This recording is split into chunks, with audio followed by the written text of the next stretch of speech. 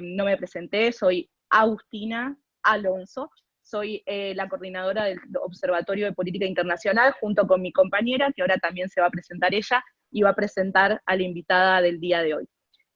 Marian, te paso la palabra. Bienvenidos a un nuevo ciclo de Conectando Ideas con el Centro de Estudios de Política Internacional de la UBA. Mi nombre es Mariana Polizzi, yo soy co-coordinadora del Observatorio de Política Internacional junto con Agustín Alonso, y en esta oportunidad vamos a estar presentando y recibiendo a nuestra colega Celeste Box.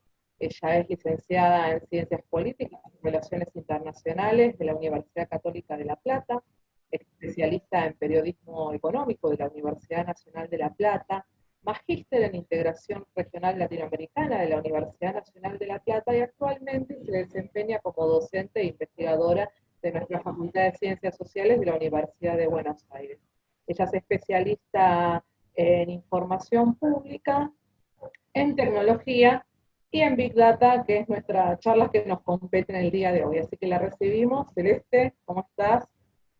¿Cómo están? Mil gracias por invitarme a este evento. La verdad es que lo primero que quería hacer es agradecer, porque sinceramente es una súper oportunidad para mí, no solo participar del evento, sino volver a poner en términos de algo que quedó en mi formación de grado, como las relaciones internacionales, y después en la maestría. Entonces me ha permitido como volver a reflotar cosas que hacía rato en las que no pensaba. Así que agradecidísima por eso. Bueno, para nosotros es un gusto tenerte porque no muchos colegas o algunos, o quizás en mi caso a mí me pasaba de que no relacionaba del todo lo que es la Big Data con las relaciones internacionales. Así que sería bueno que nos comentes qué es eso de la Big Data, en qué consiste y cómo lo podemos relacionar con nuestro campo de estudio, que es tan vasto y tan interesante. Bueno, a ver, la Big Data, vamos a empezar de una manera muy sencillita, muy sencilla. Lo que llamamos hoy por hoy Big Data en primera instancia no es nuevo, aunque no parezca, no es algo nuevo. El término Big Data viene de 1997. ¿Sí? Lo que sí es nuevo es todo lo que está alrededor de la Big Data y que no es la Big Data. A ver, la cuestión de la Big Data desde hace unos 10 años a esta parte, un poquito menos, quizás unos 8 años a esta parte, en realidad le empezamos a llamar Big Data a los volúmenes de información absolutamente ingentes para los cuales no alcanza el software que conocemos para operar, ¿sí? Se necesitan herramientas diferentes, a la variedad, o sea, a la existencia de datos, lo que se llama datos estructurados, bases de datos como ustedes conocen como un Excel con filas y columnas, datos no estructurados, que son los de las redes sociales, ¿sí? Los datos que vienen como video, imagen, texto, que no tienen ninguna estructura que pueda ser asimilable a otra, o sea, hay que procesarlos, y lo que se llama datos semiestructurados, no importa, son datos de logueo, otro tipo de datos. Esa variedad de información también se combina con la velocidad. Somos máquinas de producir datos, aun cuando uno tenga un consumo de tecnología muy modesto, digo, estamos constantemente, cada clic, cada scrolleo, cada googleo, cada actividad que nosotros hacemos, cada audio que mandamos, cada una de esas cosas es un dato, y a veces son varios datos en realidad, ¿sí? Pero no solo se conectan, no solo los datos los operamos nosotros y los producimos nosotros, los produce el teléfono solo, los produce la computadora sola cada vez que es localizada. ¿Sí? Se producen, o sea, lo producimos nosotros o lo produce el dispositivo, y si tenemos más de un dispositivo, aún más, etcétera, etcétera. Todo eso alimenta una parte de la Big Data.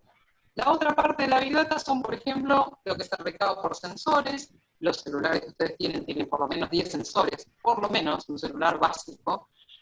Los sensores que puede haber en la vía pública, las cámaras de video que hay en la vía pública también, toda la sensorización también produce Big Data. Si tienen algún electrodoméstico conectado, tienen alguna heladera conectada, tienen algo por el estilo, por supuesto que eso también alimenta la Big Data, ¿sí? Entonces, ese volumen de información que es fastuoso, ¿sí? Y que no se puede operar con las herramientas atávicas, con lo que siempre se operaron las bases de datos, eso es Big Data. Ahora, una vez que ustedes saben que eso es Big Data, vamos a poner como una suerte de punto acá, y vamos a empezar un cachito más para atrás. Esto es como en terapia, que uno tiene que empezar por el pasado, uno tiene que ir un poquito al pasado para remontarse y para volver a, de algún modo, encauzar la cuestión en el lugar a donde tenemos que ir. Voy a tratar de irme más para atrás porque a mediados de la charla voy a tratar de dejar este tema a propósito para hacer algo que sería dicho de manera muy brutal como una suerte de corrección del pensamiento. ¿Qué quiero decir con esa expresión tan extraña? Corrección en el sentido de que voy a tratar de descolocar la idea de las RI y la Big Data. Hay que como que correrse de ese lugar, porque la Big Data es un factor crítico, pero es un factor, es un insumo. A mí lo que me interesa es el ecosistema. Y a lo que tal vez me interese al profesional, no sé si al profesional de RI, eso lo va a decidir cada uno, pero sí me parece interesante a la hora de abrir agenda, a la hora de pensar potenciales líneas de acción en esto, mostrar el panorama lo más amplio posible, porque si no nos quedamos solo en los datos. Y la Big Data no tiene otra cosa que la que recién les planteé, es simplemente eso. Ahora, la metí, lo importante de la Big Data son las consecuencias que genera, ¿sí? Y sobre eso quiero ir, pero me quiero ir un poquitito del pasado. Ustedes saben que para hablar de cuestiones de datos uno tiene que razonar, o usualmente nosotros razonamos de una manera particular. Puede ser que al cientista social le suene un poco simple, como foránea, como extraña. No es la manera en que razona el cientista social, pero la verdad es que todo lo que tiene que ver con tecnologías de la información se reduce a algo que nosotros llamamos la tríada. Esa tríada no es otra cosa que datos, información y conocimiento.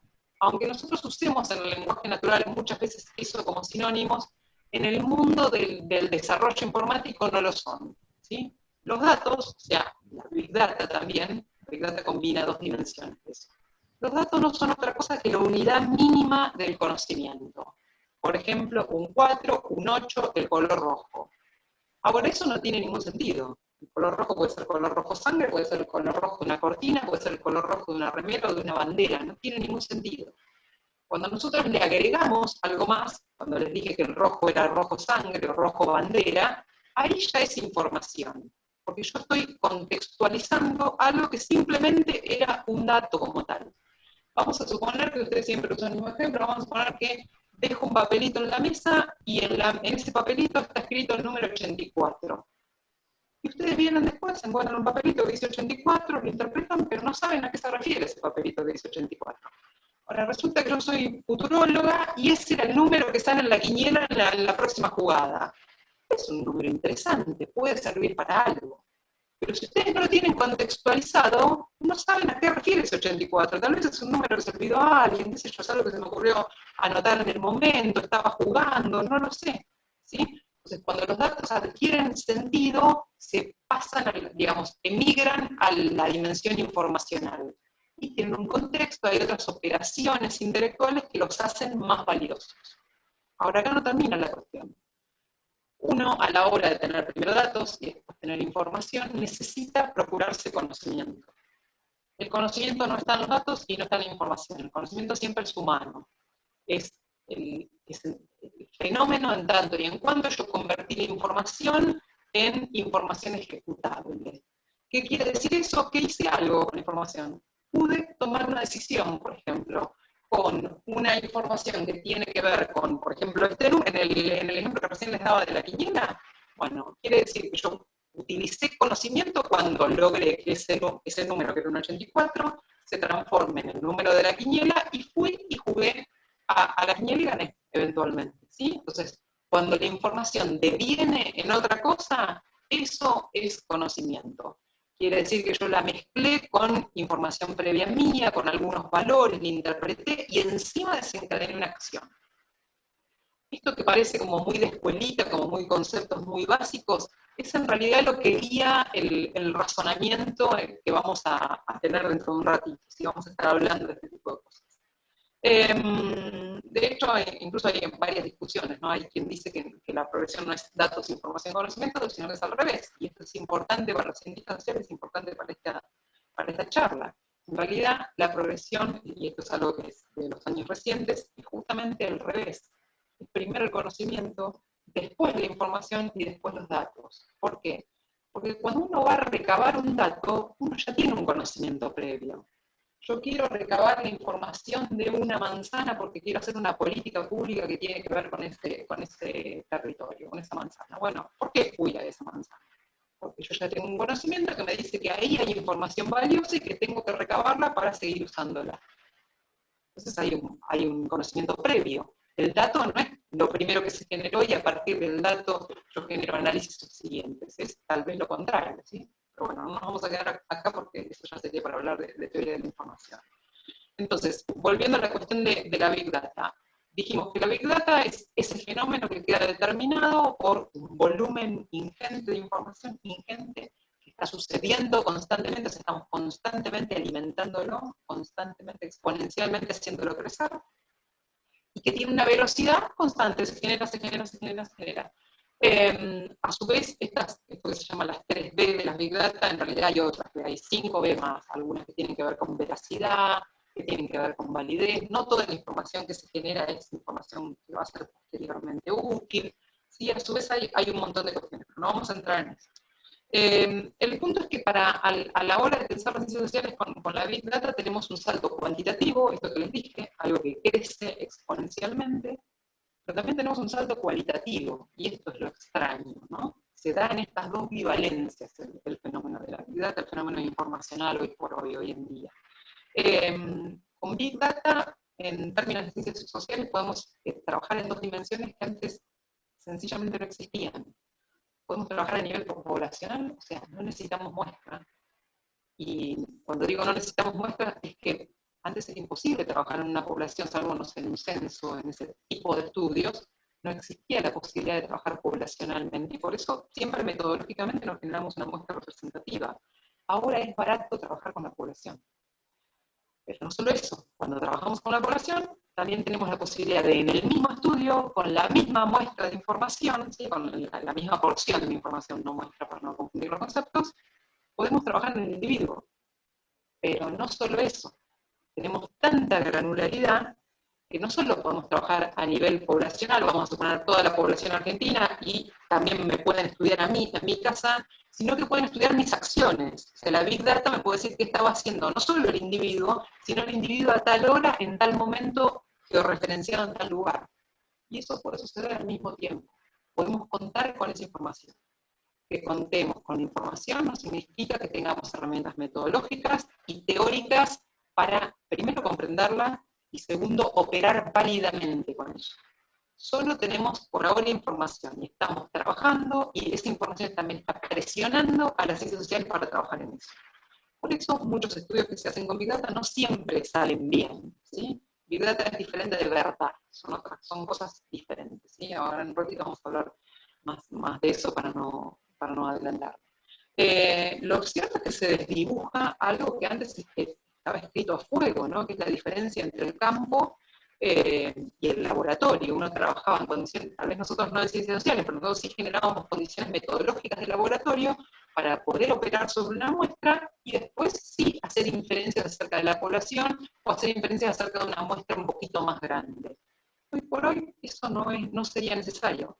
Ahora, con esto que acabo de decir puede sonar muy fastuoso, entonces digo, ¿quiere decir que las ciencias sociales como tal desaparecen? No, y es deseable que no desaparezcan. O sea, tenemos que ir progresivamente haciendo converger esto.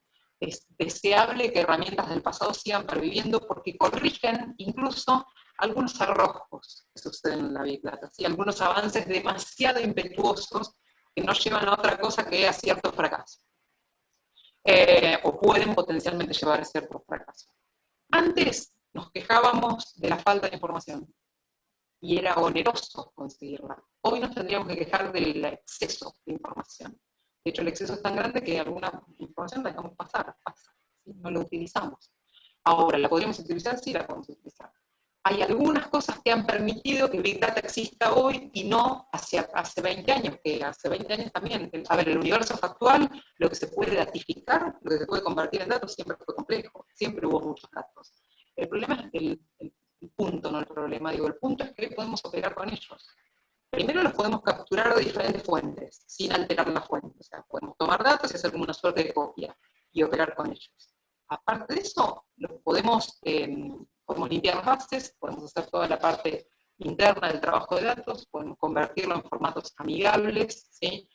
Para poder analizarlo. Podemos utilizar herramientas que son estadísticas y herramientas que son informáticas, como el aprendizaje automático, lo van a asociar más con la palabra algoritmo, ¿sí? Podemos desarrollar algoritmos que sirven para interpretar esa información, entonces de algún modo nos permiten como capturarla, como si tuviésemos una tenaza y producir conocimiento a partir de esos datos. Y aparte tenemos algunas ventajas infraestructurales, existen algo que se llama distribución de la información, ¿sí? Para trabajar con Big Data uno no trabaja con una base, uno trabaja con pedazos de bases que están distribuidas, ¿sí? Sobre todo en ecosistemas como Hadoop, en software que permite trabajar en esto. Y aparte tenemos algo que se llama Cloud Computing, que seguramente lo han escuchado, que es la nube, es poder tener información alojada de manera sencilla y barata en un espacio que no es un espacio necesariamente físico, ¿sí? Es un espacio que es la nube. Esto requiere nuevas metodologías de cuando nos colocamos desde la perspectiva de las ciencias sociales, ¿sí? Requiere que pensemos de otra manera, porque tenemos poblaciones disponibles, porque tenemos el individuo disponible. Antes tratábamos de utilizar herramientas metodológicas para recortar cuestiones. Hoy podríamos darnos el lujo de algunos recortes no hacerlos. Ahora, eso no quiere decir que tengamos que salir a tientas y a locas y hacerlo, porque realmente se necesita de herramental analítico que todavía no tenemos desarrollado. Pero sí hay trabajos que trabajan con algunas metodologías que se llaman abductivas, ¿sí? Abductivas como el músculo abductor, de abducir. Esas metodologías combinan métodos, lo cual y Quantis existe hace muchos años, pero digo, combinan metodologías cualitativas con propias de la interpretación, típicas de las ciencias sociales, digo, que dan perspectivas, que imprimen contextos, con metodologías netamente cuantitativas, están más asociadas a los datos, ¿sí? Entonces, este panorama, si es el panorama de las ciencias sociales, no es diferente del de una relación internacional. Pero acá no hay nada diferente. Es bastante importante no asociar, como les decía, Big Data a estudios cuantitativos. Existen muchos estudios cualitativos, análisis del discurso que tienen que ver con esto, y esto también es importante para la relación internacional. Tampoco suponer que porque algo tiene Big Data es casi matemático y es verdadero y está perfecto. No, hay muchos estudios con Big Data que han dado mal. La Big Data trae sus propios sesgos, digo, muchas veces las personas que trabajan en esto no revisan los datos. Uno tiene que tomarse 5 minutos, por no decir muchos más, para revisar los datos. De la misma manera que ustedes cuando van a hacer una receta no van al supermercado y compran los peores productos porque después van a terminar con algún problema estomacal, ¿sí? Entonces, los datos que son nuestro insumo, digo, uno tiene que tomarse el tiempo de revisarlos y ver la calidad de esa información, a ver con qué vienen, en qué condiciones de producción fueron obtenidos, cómo fueron recabados, si están aptos, digo, si no vencieron, digo, hay un montón de cuestiones que rodean a los datos y que si no las tenemos en cuenta y tomamos los datos como algo verdadero en sí mismo, eso después se va a trasladar a nuestros análisis y nuestros análisis no van a dar. Y acá no está solo la impericia de una persona que trabaja con Big Data y es un poco esto de entrada, ¿sí? Metodológicamente no es tan prolija. Digo, acá hay impericias un poco más grandes, digo, desde los casos famosos de Google Blue Trends en 2009, que se equivocó con la gripe, con la H1N1, hasta casos en donde se programan bots de inteligencia artificial, se los alimenta con datos sesgados, como por ejemplo con datos racistas, y por supuesto la inteligencia artificial va a ser racista, ¿sí? Entonces, la calidad del dato después es arrastrada a posteriori. Acá hay algunas peleas como metodológicas, digo, que tienen que ver con que los algoritmos, por ejemplo, tienen una falla determinante, algo así como que casi invalidante, y que tiene que ver con que el algoritmo siempre decide con información pasada, entonces siempre va a decidir en función del pasado, nutrido por el pasado, y nunca va a capturar los cambios que se producen en el ambiente, algo así como que un algoritmo que decide, vamos a poner en la Argentina, que hubiese decidido en la Argentina antes del coronavirus en febrero, tomaría decisiones que no están informadas por la pandemia, entonces serían inválidas para el mes de abril, por ejemplo. ¿Sí? Hay quienes dicen que no, que esto es pasible de ser corregido por algo que se llama análisis computacionales ulteriores, que tienen algunos tipos de modelados, algo que se llaman sistemas complejos, modelos de agente, que corrigen o eventualmente corrigirían eso. Es una discusión que no los voy a aburrir con eso. El punto con la Big Data es que en tecnología nada es uniforme. aún hoy por hoy, en donde vivimos en un mundo justamente por la tecnología y en parte por ella, por el dispositivo que implica la tecnología, bastante uniformizado, no es uniforme, digo, no hay la misma tecnología en todos lados, no funciona de la misma manera, no se opera de la misma manera, no todos tenemos el mismo acceso a la tecnología, y no tiene que, y acá no estoy hablando solo de brecha digital, una cuestión de ingresos. Estoy hablando de que no todos utilizamos de la misma manera la tecnología, no tenemos la misma relación con nuestros dispositivos. Pero aparte de eso, los actores en el sistema internacional no todos tienen la misma relación con la tecnología, no todos tienen la misma infraestructura, no todos tienen la misma cantidad de dispositivos distribuidos de la misma manera. Hay un montón de inequidades que no las digo en el sentido negativo, las digo en el sentido de que es un fenómeno complejo, que hay que también situarlo porque es diferente a lo largo de todas las latitudes. Lo cierto es que en realidad la palabra Big Data puede resultar atractiva para un público lego, pero a lo largo de esta charla, y voy mirando al costado porque me voy controlando la hora, a lo largo de esta conversación tenemos que corrernos de ese lugar específicamente. Porque Big Data no es otra cosa que esto que les planteé, este volumen ingente de datos que crece de una manera muy grande, a la cual estamos constantemente alimentándola, no solo nosotros, también los gobiernos, también las empresas, digo, múltiples fuentes tiene la Big Data. Pero la Big Data está dando cuenta de actividades nuestras, de actividades que a veces suceden en solitario o que suceden en relación. Entonces la Big Data sí es el dato, pero detrás del dato, el dato expresa una relación social, el dato expresa una elección, el dato expresa una duda, expresa cosas que están afuera de la Big Data. Entonces, Big Data es un fenómeno tecnológico, sociológico, político, educacional y hasta cultural alrededor de eso. Que sí, que se expresa en un dato, que después va a poder ser recuperado a través de un dato, pero en derredor de eso hay de todo.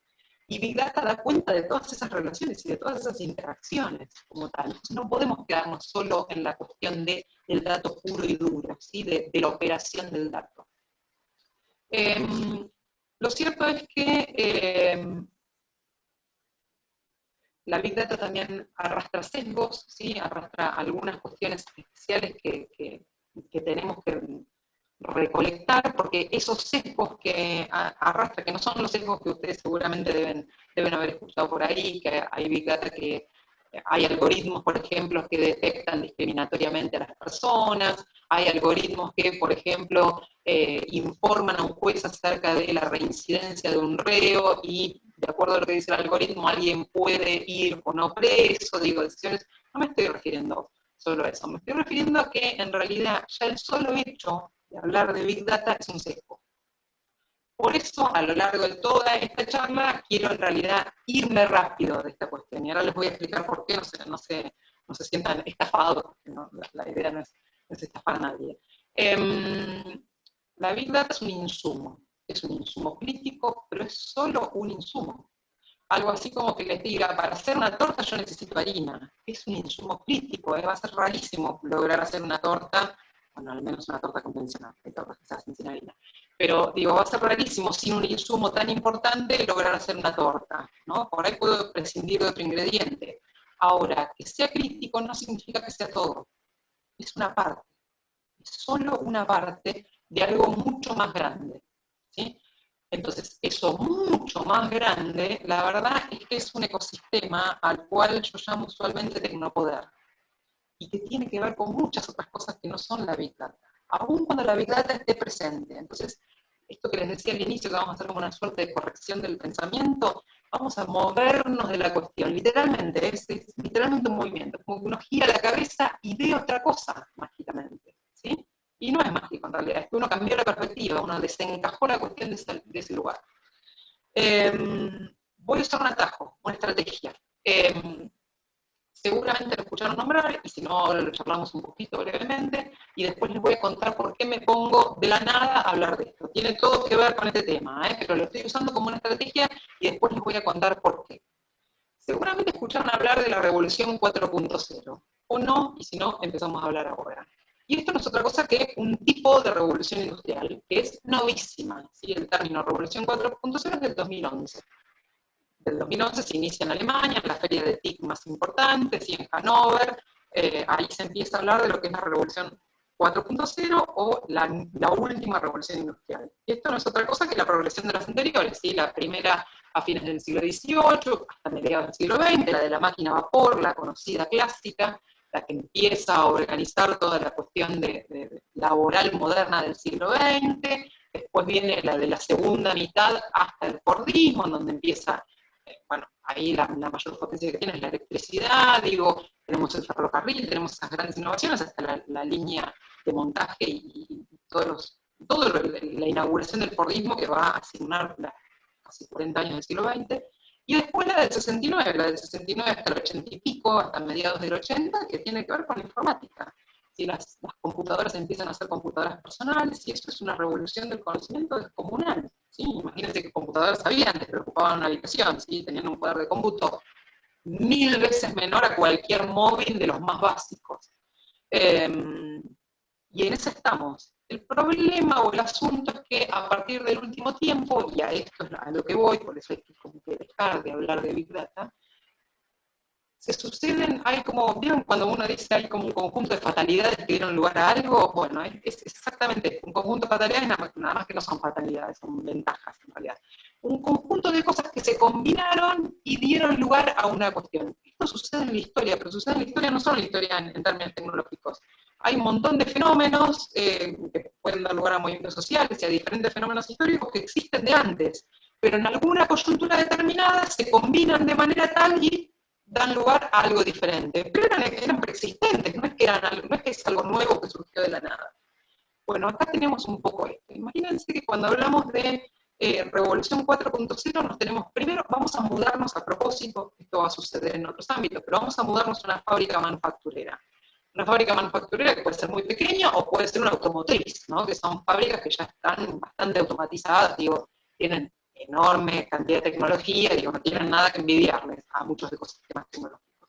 Pero vamos a irnos a eso, y vamos a acotar la cuestión ahí, porque desde ahí, ya que estamos hablando de revolución industrial, digo, lo más procedente es que nos vayamos a una fábrica, que nos vayamos a cualquier lugar donde se manufacture.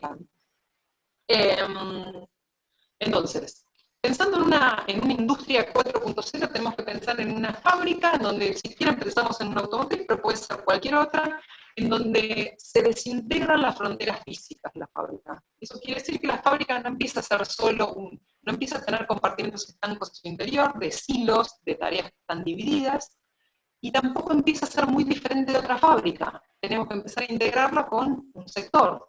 Y tal vez no tenemos que integrarla solo con un sector, la tenemos que integrar con una región, en donde hay fábricas que fabrican literalmente otra cosa, que pueden tener que ver con esos insumos o no. Podemos tener que empezar a poner en relación una automotriz con una fábrica que se dedica a algo de la industria alimenticia, o que fabrica sillas, o que lo que fuera, ¿sí? Entonces van a decir, esta mujer desvarió, enloqueció, no tiene sentido lo que está diciendo. Bueno, para nosotros todavía no tiene sentido, porque nosotros tenemos el esquema de razonamiento del siglo XX. Digo, las fábricas se han automatizado en el último tiempo, pero no lo suficiente. Ahora, piensen que a eso le vamos a agregar robótica, algo que seguramente todos vemos robots en las fábricas, digo, o actividades automatizadas por máquinas, eso es algo común, lo vimos incluso en el siglo XX, pero a eso le agregamos inteligencia artificial, o sea, algo, y por favor cuando hablemos de inteligencia artificial no piensen en un robotito, ni piensen en la película, que es una persona. Estamos hablando de algo que puede ser efectivamente un robot, o puede ser un software que simplemente toma decisiones después de haber aprendido a partir de datos, puesto que a partir también de Big Data, y toma decisiones autónomas, ¿sí? Muy similares a las decisiones que tomaría una persona. Y si no son muy similares a las que tomaría una persona, son decisiones que una persona programó esa inteligencia para hacer y que de algún modo facilitan nuestra interacción con las máquinas. A eso súmenle nanotecnología, o sea, tecnología pequeñísima, súmenle computación cuántica, dicho muy brevemente, debe sonar medio estrambótico esto, digo, nosotros todavía no tenemos acceso a la computación cuántica, por supuesto que existe, y es un hecho, pero digo, no es masiva, las computadoras se manejan con un sistema que ustedes conocen, simbólico, de ceros y unos, el sistema no es numérico, es simbólico, 0 es apagado, 1 es encendido, la computadora siempre entiende así, nada más que nosotros creemos que la computadora habla nuestro lenguaje, no, la computadora tiene un montón de capas de lenguaje, entre ellos lenguajes de programación, que van siendo cada vez más similares a nosotros, ¿sí? Pero la computadora siempre va a entender ceros y unos, no entiende otra cosa y nunca va a entender, por lo pronto por ahora no va a entender otra cosa. La computación cuántica lo que tiene es que el 0 y el 1 no es alternativo. El 0 y 1 sucede al mismo tiempo. Eso, que parece algo curioso, no les puedo describir el potencial de cálculo que le da a un dispositivo de cualquier índole. Porque imagínense que la computadora está contemplando todas las posibilidades al unísono. O sea, vuelan las computadoras, son un jet. No tienen comparación, aparte del potencial de cómputo, ¿no? de la capacidad de computar a partir de eso. A la computación cuántica, a la fábrica, agréguenle biotecnología, o sea, desdibujen la diferencia entre nosotros, un componente biológico, y la tecnología, no solo porque nosotros entramos en el mundo del cyborging, ¿sí? Podemos operar miembros que no son nuestros, sino porque la tecnología ingresa literalmente a nuestros cuerpos a través de chips, ¿sí?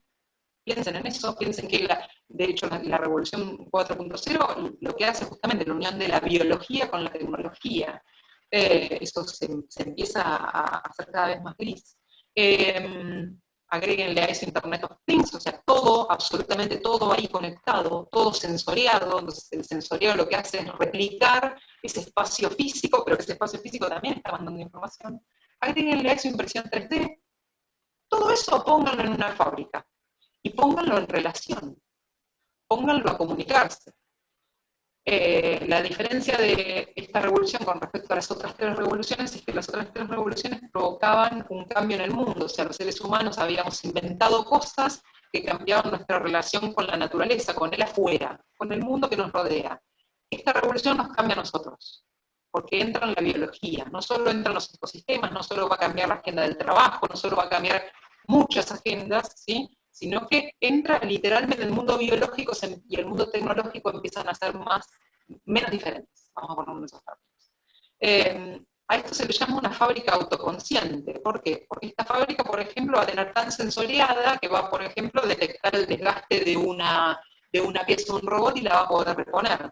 Va a detectar cuando las lámparas LED, las lámparas LED tienen una vida útil determinada. Cuando lleguen a su límite o antes de su límite, no solo la va a detectar, no le va a avisar a un operario que la cambie, la va a cambiar directamente, ¿sí?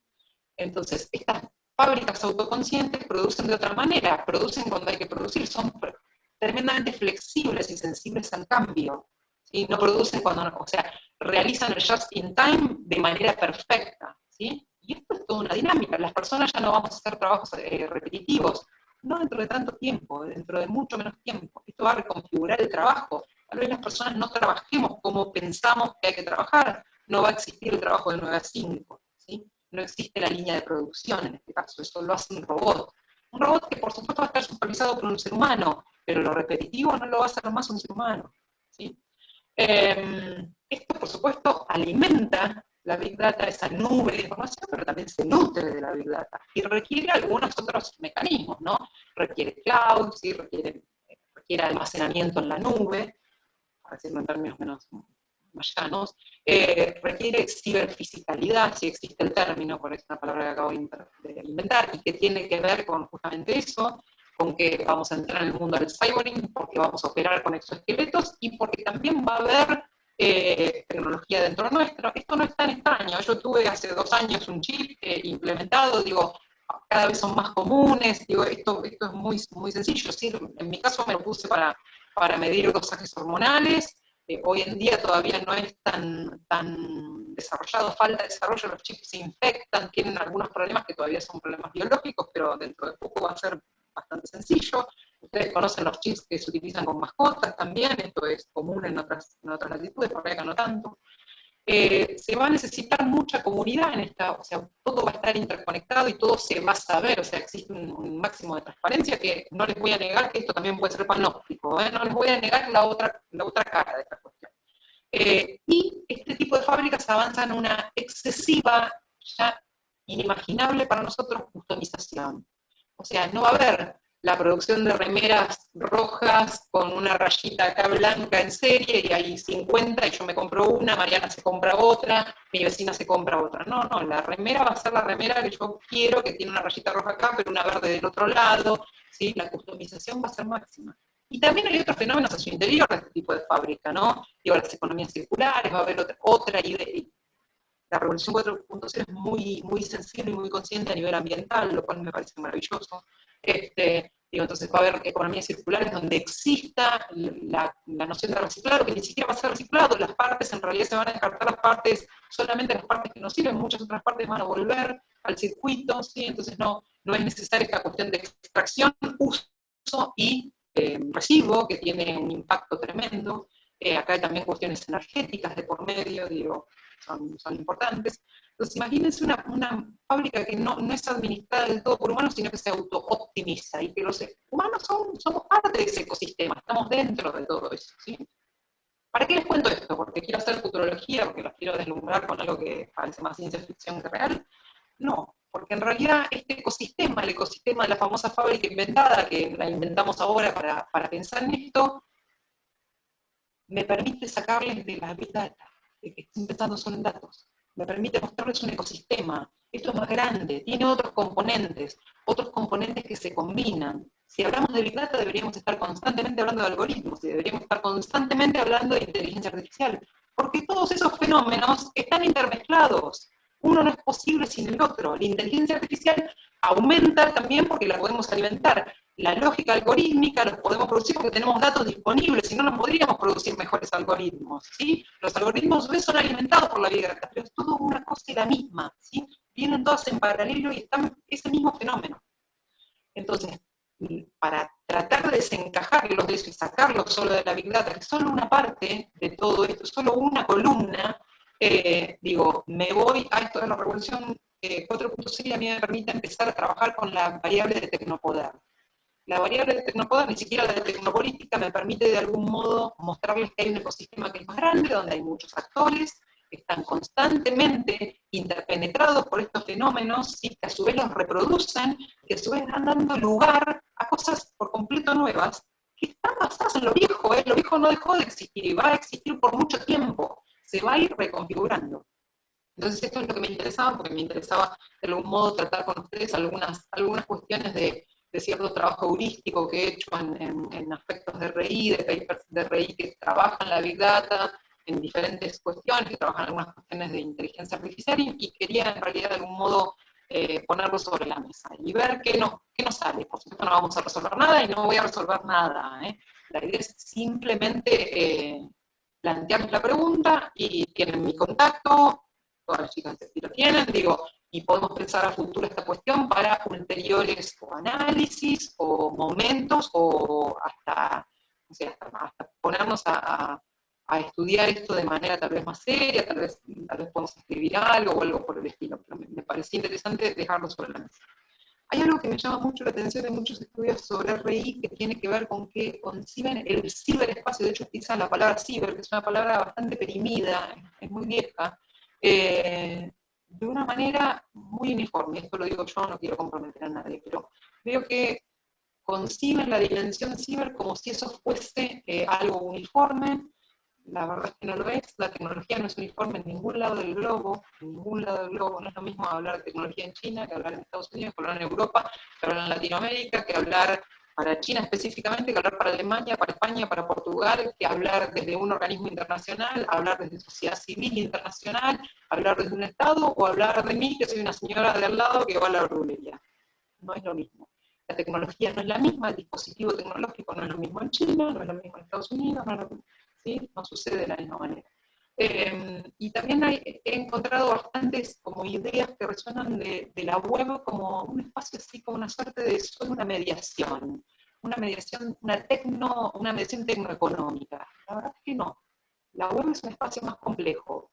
Hasta tal vez 2010, hasta tal vez como mucho 2012, la web era el mundo, podríamos decir que existía el mundo tangible y existía el mundo digital. Hoy eso ya no existe. Y ni siquiera tengo que ponerme en el ejemplo fácil que sería remitirnos al coronavirus, y hoy que vivimos de esta manera. Hoy no estamos en una habitación, hoy podríamos estar nosotros en un aula en FSOC y no estamos en un aula en FSOC. Yo estoy en Citibel y ustedes estarán, Dios sabe dónde, ¿sí? Entonces, ni siquiera tengo que ir al ejemplo evidente. Hace varios años que el espacio digital es casi uno y lo mismo con el espacio tangible, se interpenetran, se alimentan mutuamente, digo, hay relaciones que nosotros sostenemos de manera digitalizada y no por una pandemia, ¿sí? Cada vez vamos migrando más cuestiones que nos parecían inconcebibles hace años, algunos de ustedes son muy chiquitos, pero los que tenemos más años, digo, había cosas que nos parecían incluso poco serias si sucedían en la digitalidad, y hoy sí o sí suceden en la digitalidad. Hasta nos dan más seguridad si suceden en la digitalidad. Es un espacio profundamente segmentado, profundamente complejo, que le imprime otra complejidad al espacio tangible, y a su vez se recombina con esas complejidades y da lugar a nuevas cosas. Entonces hay una suerte de perpendicularidad, la tecnología tiene su lógica, avanza de manera diferente en cada lado, respondiendo a lógicas diferentes. Digo, no es lo mismo una app en Estados Unidos que en China, estoy usando esta bivalencia, esta suerte de bipolaridad entre Estados Unidos y China, cuando en realidad debería ser como una suerte de oligopolaridad, ¿no? Deberíamos hablar de Estados Unidos, China y Europa, esa sería como una tríada interesante para trabajar, y después Latinoamérica, después ver otros espacios, pero porque procede. A ver, hace muy poco Trump estaba pensando en banear TikTok, hoy utiliza una app para hacerle contrapeso a TikTok, digo, utiliza Thriller hace una semana, 10 días, no sé cuándo empezó a subir su primer video. Acá entran cuestiones como el 5G, digo, y también hay que empezar a escarbar un poquito el interés de esa cuestión, ¿no? Porque puede ser bastante plausible este argumento del control que le va a dar a China el 5G, que es comunal, y está atado de la mano de la innovación tecnológica, nada más que, bueno, hay un país que se ha dedicado, ha invertido en esto, con una enorme potencia tecnológica que hoy ya es, sin duda será China, y sin lugar a dudas es muy lógico que otros países tengan cierto resquemor, vamos a ponerlo en esos términos, acerca de esto, y el terror de Trump, pero por otro lado hay que ponerse a escarbar un poquito más en esta cuestión, porque la verdad es que sí, China tiene el 5G, sí, se le tiene miedo por esto, pero hay antenas de Huawei en Europa desde hace 20 años. ¿Sí? Esto no es nuevo, no es el 5G. Pero hay que empezar a ver toda esta complejidad. Y cuando hablamos de antenas, hablamos de pedazos de metal que se pueden tocar, de caños que se pueden tocar, pero que son parte de esta infraestructura, que sostienen todo este universo. Porque esto puede ser muy intangible, esto puede ser comunicacional, esto puede ser político, puede ser del orden de lo que no podemos tocar, pero créanme que Internet a la larga o a la corta son caños, son caños que tienen que atravesar un lugar, que tienen que conectar una parte, al menos por ahora son eso. Esto puede evolucionar. Y después algunas preguntas, ¿no? A ver, pienso, ¿qué tensiones genera esta dimensión del tecnopoder al interior de otras dinámicas de las relaciones internacionales, ¿no? Y tampoco quiero que piensen eso en términos solo conspiranoicos, ¿no? Yo suelo trabajar, como trabajo en transparencia, suelo trabajar muchas cuestiones de privacidad y estoy bastante preocupada con el tema, de la vigilancia, no solo la vigilancia estatal, la vigilancia implícita que tienen las empresas, la vigilancia entre estados, eso me preocupa bastante, ¿no? La opacidad de los algoritmos también me preocupa bastante, pero no quiero plantearlo en esos términos porque pueden sonar en algunos casos como ultra negativos, digamos, por definición negativos, y no es así. ¿Qué ventajas puede traer este ecosistema de Big Data, este ecosistema algorítmico también para la cooperación internacional, por ejemplo? Y todos estos fenómenos, ¿cómo los gestionamos? Tenemos regímenes internacionales, conformamos regímenes internacionales para esto, los gestionamos desde un organismo internacional, desde la lógica estatal, convencional, desde una combinación de todo eso, desde la sociedad civil, no sé. ¿Qué puede haber en alrededor de todas estas cuestiones? Bueno, ¿qué pasa? Sí.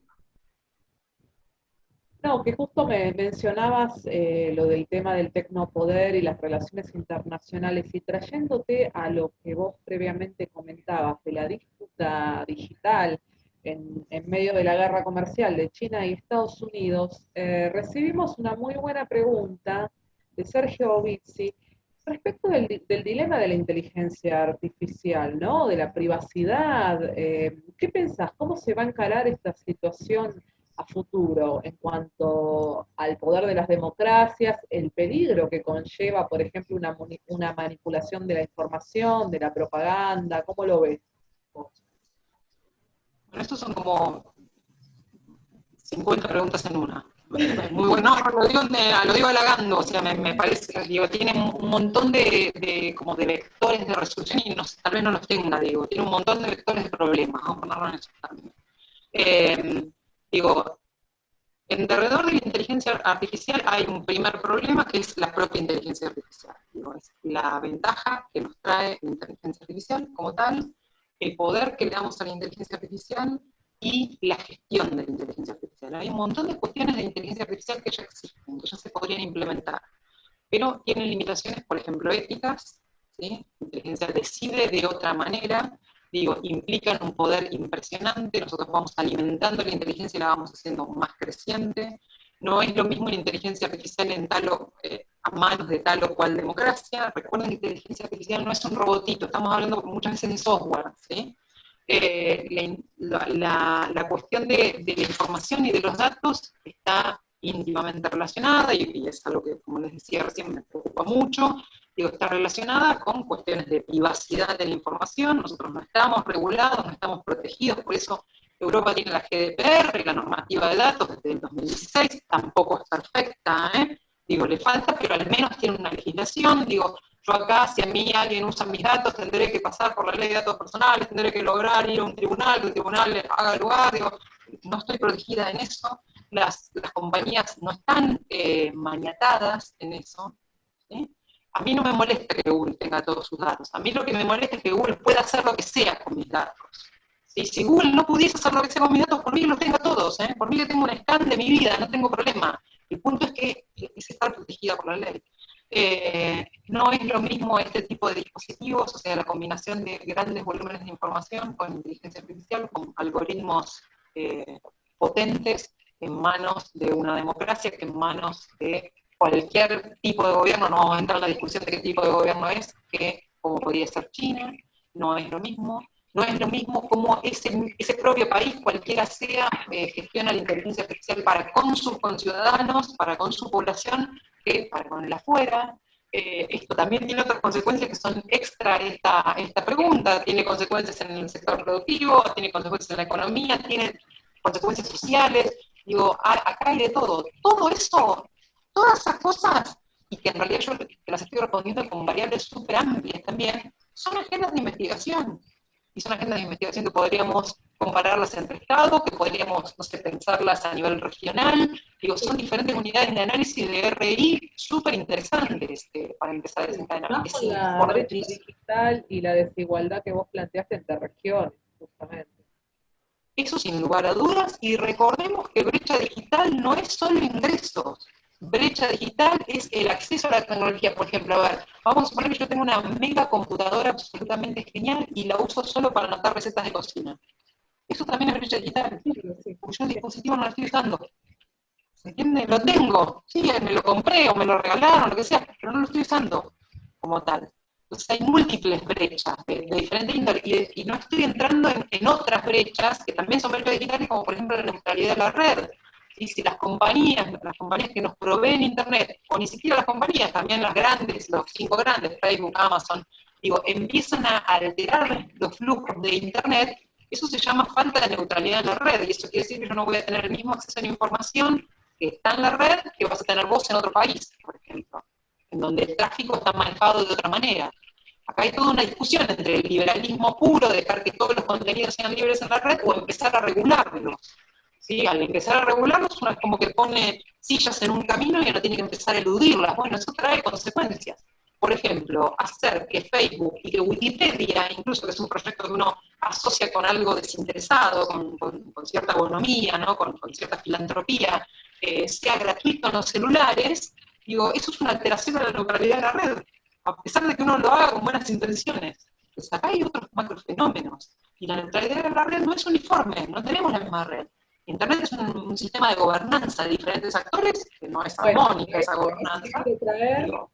Porque hay justamente una pregunta muy interesante que nos hace Silvina López, que es integrante del Observatorio de Política Internacional, y justamente con esta gobernanza y este mecanismo de control que vos le atribuís a este fenómeno. De ese tipo de problemas, ¿nos salvaría el estudio de campo para detectar variables de control? Sí, pero no. Una pregunta amplia, sí. ¿Por qué tan derrotista? No es derrotismo, por favor.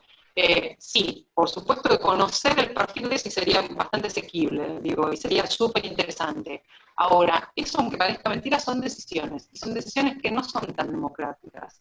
Están concentradas y están, por ejemplo, influenciadas, digo, la gobernanza de la red, si bien es un sistema de gobernanza, tiene algunos actores muy importantes que tienen una alta influencia en Estados Unidos ahí, por ejemplo. Digo, entonces, el escenario no es par como tal, pero sí sería muy interesante empezar a ver dónde tenemos problemas en la red. Algo de eso ya hay escrito como tal, ¿sí? Pero entonces es interesantísimo como campo de estudio, pero sepamos que hay el poder mete la cola y hay todo tipo de alteraciones en el escenario. El escenario dista de ser una meseta uniforme, ¿sí? Dista muchísimo y tiene un montón de complejidades al interior. Es una agenda interesante, es interesantísima, empecémosla. Pero hay decisiones que están afuera de la manera en que la compañera plantea la cuestión. Y bueno, serán parte de ese estudio, habrá que absorberlas al interior de ese estudio y estudiarlas como tal, ¿sí? Pero sé que suena a lugar común y casi a chiste, pero todo es más complejo, en serio. Quiero hablar un segundo. Hola Celeste, te acerco dos preguntas que nos hicieron. En primer lugar, ¿cómo ves el caso de Cambridge Analytica, que nos preguntaron dos personas acá en el chat, y su influencia en las elecciones? Y nos preguntaron acá, ¿cuál es la diferencia para vos entre la inteligencia artificial, las neural networks y el deep learning? Voy por la primera porque sabe. Es más sencillo. A ver, todas conforman parte, son todas técnicas al interior de la inteligencia artificial. ¿Sí? De hecho, las redes neuronales son lo primero que se trabajó, ¿no? Y de hecho las redes neuronales son muy viejas, ¿sí? Son parte de un mecanismo matemático de fines del siglo XIX, de 1890, miren lo que les estoy diciendo, pero claro, no había posibilidad de cómputo, entonces no las podíamos, digo, es inferencia de un matemático que dijo, bueno, a ver, nosotros tenemos que razonar de esta manera, de la misma manera que razona el cerebro humano. Son técnicas al interior de eso, ¿sí? Al interior de la inteligencia artificial. Lo que hacen es ir potenciándola, ir precisándola, haciendo que la inteligencia artificial sea mucho más óptima, ¿sí? Pero son técnicas al interior de la misma manera que el machine learning, que el aprendizaje automático. Ecosistemas como más precisos. El deep learning, a diferencia del machine, tiene esta cosa de mayor precisión, de ir más al finito, de hacer mucho más eficiente la inteligencia. Eso por un lado. La cuestión de Cambridge Analytica, no sé qué presupone la pregunta, digamos, qué hay detrás de la pregunta, en el sentido de si esto es posible, si se puede volver a repetir, se puede volver a repetir a la vuelta de la esquina en cualquier momento. Digo, uno utiliza información, segmenta personas y después le genera un ecosistema, que es como una echo chamber, ¿no? Como una cámara de resonancia, y por supuesto puede alterar decisiones. Yo trato de no entrar en eso para no dar ideas. Así se los digo, así de sencillo. Pero la verdad es que la Big Data permite no solo predecir algunos patrones de comportamiento, sino que también permite intervenir. Ahora, así como te digo esto, Agustina, también permite intervenir de manera absolutamente bien intencionada. Por ejemplo, podemos hacer cooperación internacional con esto. El BBVA le da datos a la ONU, datos crediticios, que también los vende, no se los puede negar, digo, los vende otro postor, pero también se los da a la ONU para que la ONU genere políticas de reactivación económica. Entonces también, digo, esto es el yin y el yang, digo, podemos ir para el lado bueno, podemos ir para el lado malo, para el lado del angelito o para el lado del diablito. Esto es así. Respecto al buen uso, acá un comentario en el chat dice que recuerda que al principio de la cuarentena el gobierno de la provincia de Buenos Aires, junto al equipo de salud, puso gente de Big Data para ayudar a entender el comportamiento de contagios del COVID. ¿Vos crees que eso es posible también? Y ahí es un buen uso en ese caso. Ese es un buen uso. Ahora, te agrego una capa. ¿Es buen uso? No te lo voy a negar, Agustina. Ahora, por favor, ¿qué dato? Y después de utilizar ese dato, ¿me lo van a destruir? ¿O se lo quedan y me lo usan para otra cosa? Yo necesito que me lo destruyan ese dato. Ese dato está anonimizado, yo necesito que tenga 5 capas de anonimización. Es más, la anonimización tampoco es garantía de nada, porque uno puede anonimizar un dato y después uno lo cruza con más información y uno puede inferir que es Agustina la que hizo esto, Tampoco es el factotum, pero bueno, al menos complica un poquito la cuestión y preserva. Pero hay otras cosas alrededor de ese dato. Ese dato puede ser bien usado, pero también tiene que ser bien almacenado, bien tratado, ¿sí? Y para eso necesitamos legislación. Y también lo que vos comentabas en un principio, Celes, la cuestión ética, ¿no? Que es lo fundamental en el uso también de los datos, como vos decís, para bien intencionados y mal intencionados. Exactamente. No tenemos protección legal. En algún momento escuché esta cuestión como una suerte de imperialismo digital. Nosotros en Argentina, digo, no tenemos protección legal. ¿Cómo? Perdón. Hay una laguna legal muy grande respecto a este tema. Sí, bueno, pero a ver, tenemos la obligación de preguntarnos, hey, ¿y por qué? ¿Cómo que hay una laguna legal de algo que se puede legislar? ¿Qué es lo que la frena? Digo, resulta que no se nos ocurre eso. Bueno, evidentemente hay algo que la está frenando. O sea, eso es lo que nos tenemos que plantear. Desde el lado de lo político tendremos que incidir para que eso suceda. Pero ¿qué la está frenando? ¿A nadie se le ocurre legislar en ese sentido? Entonces, bueno, ahí es donde tenemos que abrir un poco más los ojos y ver un poquito más el espectro, ser un poco menos sistema. Les planteo algo, por ejemplo, a ver qué les parece. Recién, como les decía, lo del BBVA que le da información a organismos internacionales. Por supuesto, eso es el 10% de información, mientras el otro 90% se vende en el mercado, entonces información mía que le vende un banco al otro, digo, yo termino alimentando con mi sangre, o sea, con mis datos, digo, todo un sistema económico, ¿no? Pero bueno, vamos a poner que no me pongo tan combativa. Voy a moderarme, voy a pensar que todo es 50-50, el BBVA y otras cosas malas que suceden por ahí. Alguien me podría decir, Celeste, ¿por qué no la ONU, ya que toma datos del BBVA, o por qué no los gobiernos locales incluso recolectan información? Porque podrían recolectar información para hacer política pública, la ONU para hacer sus planes, sus recomendaciones, sus protocolos, como quiera hacer, digo, y listo, y lo harían ellos. Resulta que es más fácil que me la dé Google Maps, porque Google Maps tiene una capacidad de recabar información descomunal. Yo soy un gobierno local, por ahí que tengo una infraestructura informacional muy modesta, entonces simplemente la tomo de Google Maps, ¿no? Entonces ahora yo gobierno local, trabajo con Google Maps, la ONU trabaja con Google Maps, porque alguien ya la está haciendo, alguien ya la tiene hecha, ¿para qué la voy a replicar? ¿Para qué voy a gastar 2 veces en la misma cosa? Perfecto. ¿Y en qué lugar queda Google Maps entonces? Es como una suerte, tiene un enorme poder, porque provee información a gobiernos que no la van a recabar, gobiernos que van a depender de esa información. Es como si tercerizaran su servicio de inteligencia en el buen sentido de la palabra, no en el sentido de espionaje, en el sentido de proveerse de información, de producir información. ¿En qué lugar queda? ¿Es un actor de qué índole? Es una empresa, sí, pero es una empresa Google hoy. Me cuesta mucho verla como una transnacional convencional a la antigua, porque la verdad es que tiene una injerencia tan constante en cada individuo, digo, en nuestras vidas. Y aparte Google, a ver, Google no solo produce información, Google está invirtiendo, investiga en longevidad humana, digo, no hace solo eso que nosotros vemos o que presuponemos, hace otras cosas que no están mal, son legales y legítimas, pero digo, por favor, qué actor, wow, ¿qué es ese actor? ¿Me definen ese actor qué es? Porque no me digas que es una empresa, me cuesta creer que sea solo una empresa, por más grandota que sea, ¿sí? Eso por un lado. Por otro lado, algunas cuestiones así como para arrojarlas y abrir agenda. En términos de RI es determinante empezar a trabajar cuestiones de ciberseguridad, y esa palabrita que por cierto me lleva 2 segundos decirla, son 50 bibliotecas superior. Empezar a trabajar cuestiones de ciberdiplomacia. Empezar a pensar la privacidad desde una lógica de RI, privacidad, y estoy hablando de privacidad de datos personales, pero también de otras privacidades. Digo, si ustedes tienen una Alexa en casa, digo, eso es una fisura a su privacidad. Si ustedes tienen un móvil, aunque el móvil esté sin geolocalización, tampoco el móvil es privado. Nada es privado, ¿sí? Es necesario empezar a pensar algunos fenómenos que parecen individuales, pero en realidad son fenómenos colectivos. Yo les digo, empecemos a estudiar 5G, bueno, es un fenómeno que parece esta tecnología, el 5G, pero en realidad es un fenómeno absolutamente colectivo y que va a interpenetrar otras lógicas. Recuerden que la cuestión de la vigilancia no es solo vigilancia de los estados, ¿sí? Hoy se puede hacer incluso vigilancia personal, yo puedo hacer vigilancia amateur, algo que antes no existía. La puedo hacer con 2 computadoras, nada más o menos, ¿sí?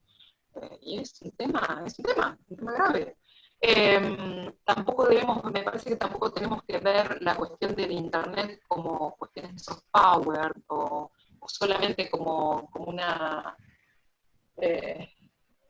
cuestión que tiene que ver, por ejemplo, con la disputa entre narrativas diplomáticas entre países. Eso podía ser hasta 2012, cuando Hillary Clinton pensaba en la red como una suerte de sistema nervioso. Hoy ya no, hoy ya hay que empezar a entrar en infraestructuras, en la réplica de cada Estado y de cada actor en el sistema internacional, en la réplica en términos de cómo se maneja y qué ostenta en términos de tecnopoder. Eso es para otro tipo de cuestión. Hay que empezar a pensar las cuestiones a nivel, tal vez, amerite la variable regional. Habría que ver cómo pensamos esto a nivel regional. Hay que pensar la cuestión de la Big Data y también de Machine Learning y de otros mecanismos en conflictos acotados. Pienso en Small Works, en insurgencias, en este tipo de conflictos que son más acotados, en donde aparte del conflicto está el rol de la ciudadanía y la información en eso. Eso me parece que es interesante. Bueno, nos has dejado un abanico de preguntas como para seguir pensando el tema.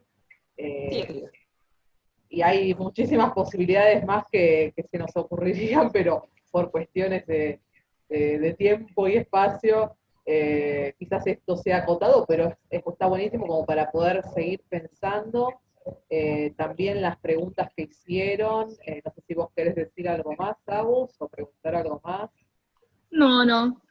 Después dar un cierre invitándolos mañana a otro evento. Pero respecto a lo de Celeste, me parece que tenemos un montón más de consultas, les pedimos disculpas a los que están en el chat y no hicimos su consulta, pero bueno, fueron varias las que llegaron. Las más neurálgicas las hicimos. Sí, eso habla del interés que despierta el tema, ¿no? Del interés que despierta el tema y de lo poco tocado que está quizás en el mainstream.